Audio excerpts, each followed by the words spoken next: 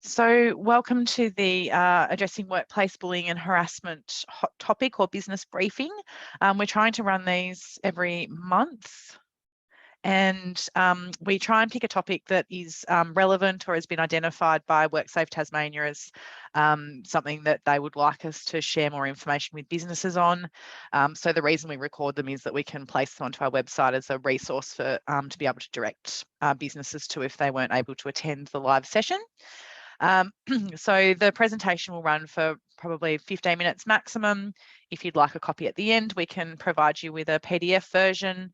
And as I said, we'll have time for questions or discussion at the end, and we'll stop recording for that. So the TCCI, Tasmanian Chamber of Commerce and Industry, is the peak business body in Tasmania.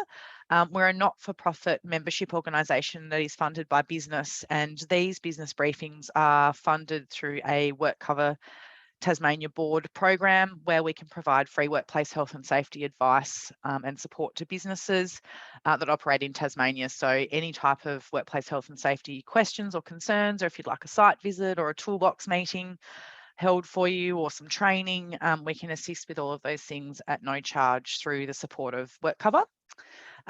We also provide a range of other business services and products to Tasmanian businesses, as well as advocate to government to try and improve conditions for doing business, all with the view of enabling business in Tasmania. So workplace bullying and violence is on the rise. Safe Work Australia have done some research around some of the statistics. We're seeing that increase in workers' compensation claims around psychosocial hazards in the workplace, of which bullying and harassment is one. Just in this month alone, I think we've run about 12 customised sessions around bullying and harassment awareness training for businesses across the state and across a range of different sectors. So this little infographic provides some information on that. So 39% of mental disorder claims have been caused by harassment, bullying or exposure to violence in the workplace. 22% of workers report being physically assaulted or threatened by patients or clients, which is quite concerning.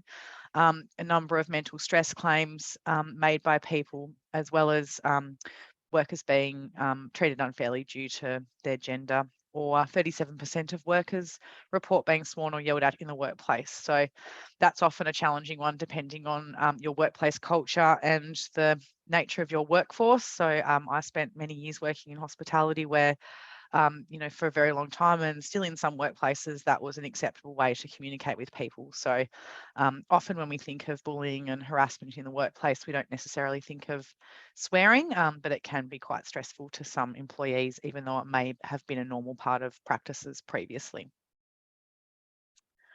So the definition of bullying, I think, is quite important to ensure that everybody in the workplace understands. It's part of how we manage our duty of care, is to make people aware of what bullying is, but also what bullying is not. So bullying is repeated unreasonable behaviour that's directed to one or more workers that poses a risk to health and safety, physical, psychological, or both.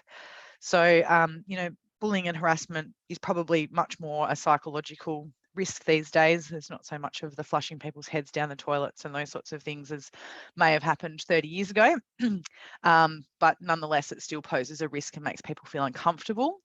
And the definition of unreasonable behaviour is behaviour that a reasonable person would consider to be unreasonable. So that can be a little bit of a grey area, but the way I will usually test if something's unreasonable is I'll ask a few of my colleagues and sort of get a bit of, I guess, a quick poll is a good poll on whether or not it's unreasonable, but it's also how it makes the victim or victims feel. So the key terms in terms of bullying is that it's repeated and it's unreasonable, and they are probably the two tests that we would be looking at. If somebody experiences or conducts themselves in a way that's unreasonable and it's only once towards somebody, it may actually meet the definition of harassment, not bullying. Nonetheless, unacceptable. So we've included some examples of workplace bullying, that behaving aggressively towards other people, using offensive language or yelling or screaming at somebody, being rude to them. And again, that's a bit of a grey area depending, some people might just be generally quite abrupt and not necessarily intending to be rude.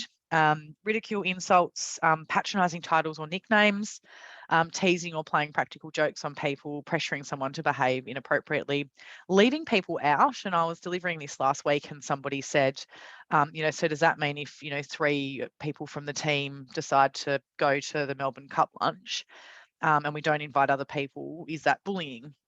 Which I would argue it's not. But if 19 of the team of 20 all went to the Melbourne Cup lunch and you didn't invite one person, then you probably could consider that to be excluding somebody.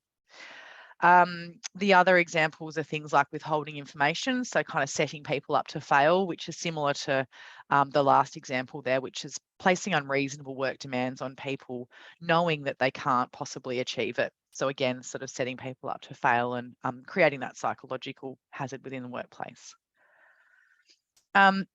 I think from a management and supervisory perspective, the fear of being labelled a bully has actually really become a barrier in terms of performance managing. And not only do we need to define what bullying is, we also need to define what bullying is not, and help managers and supervisors understand how that they can provide performance management procedures or performance management meetings without actually falling into the territory of bullying. So genuine and reasonable performance management. So we're actually discussing somebody's performance with them, and we've got some evidence to know that they are aware of the standards, but they're not meeting them. Genuine and reasonable disciplinary procedures. So again, it's a very transparent process. Everybody understands what's expected, where that standard hasn't been met or where a rule's been breached and why the disciplinary procedure is occurring. Constructive feedback and performance counselling, asking people or directing people to conduct work. And the other one, which has become a little bit contentious in the last few years, is probably that difference of opinion and disagreements. So just because I don't agree with somebody's view on something doesn't necessarily mean that I'm a bully or they're a bully.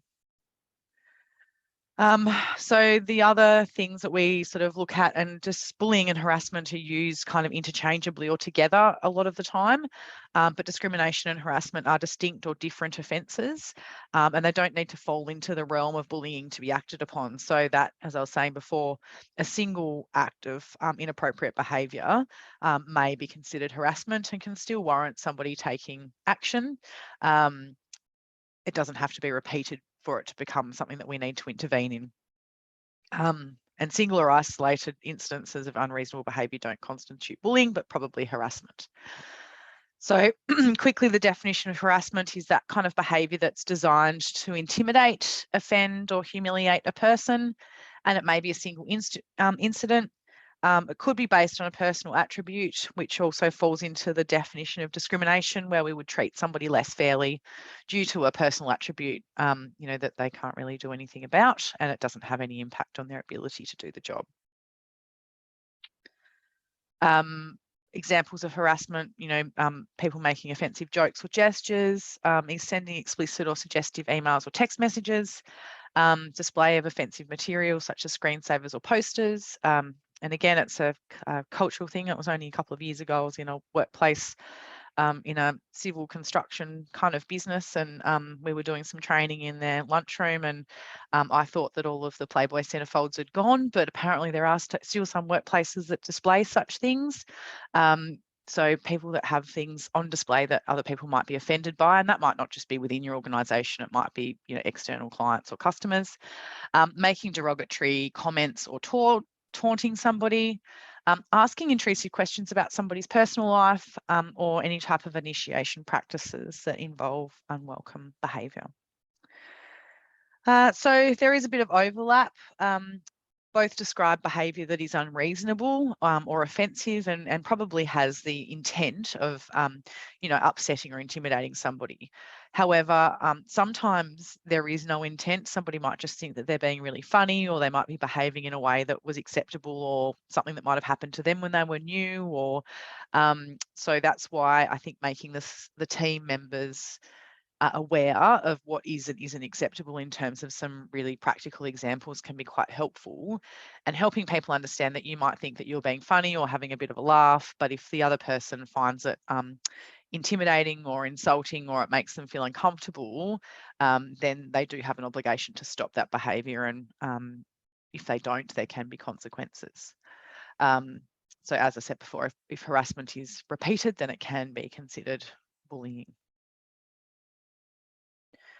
So there is a real business case in terms of the impact of bullying and harassment. If you think about it, not just from a workers' compensation perspective, but also from a reduced job satisfaction and engagement. So if people aren't happy or engaged with their job, they tend to be less productive. They also tend to be ready to leave. And I haven't come across a business yet that hasn't found it challenging recruiting staff in this kind of labour market. So we really want to keep our people happy and keep them at work. There's also psychological distress, the depression, anxiety, reduced productivity, increased staff turnover, and a poor workplace culture. And I think that if we're losing people because our culture isn't where it needs to be, then we tend to kind of attract more people that potentially don't have the attitudes that we're looking for. So the impacts are, I think, can very much be seen at a bottom line level, but also the level of risk that it exposes the business to. And that effect on profitability through lowered engagement and productivity. And if we're turning over staff all the time, it means we're putting extra pressure on our existing staff to train new staff, but also to fill the gaps where we haven't got people at work. Cyberbullying is something that Safe Work Australia have been quite strong on as well, which is just effectively bullying or harassment through technology. Just because we're not at work doesn't mean that the rules of work don't apply. So we have seen instances of this in workplaces where colleagues or supervisors and managers or vice versa have been harassed through Facebook Messenger, or people making comments on Facebook pages, or in extreme examples, people making fake profiles and social media platforms to, harass or spread rumours about people. And again, having a good social media policy, as well as covering off cyberbullying in your bullying and harassment policy and procedure documents, to include that cyber component is quite important to make sure that we've set that expectation around what is and isn't acceptable. As the phrase goes, common sense isn't that common anymore. So I think we need to be really explicit with what isn't acceptable. And it's a really good first step in trying to protect your business and the people within your business. Some examples of cyberbullying, I think I might have already said a few of those. So, sending texts and emails, or, intimidating people online, spreading online gossip, or posting, hurtful images, messages or videos, even just sending someone a message that they don't want online. So in terms of the hazards, we've got workplace bullying, sexual harassment, workplace violence and aggression, online abuse. And I guess at the core of it, prevention is key. So consulting with staff to understand where those risks might be, if there's particular types of behaviour that may be prevalent, and working out how you might address that.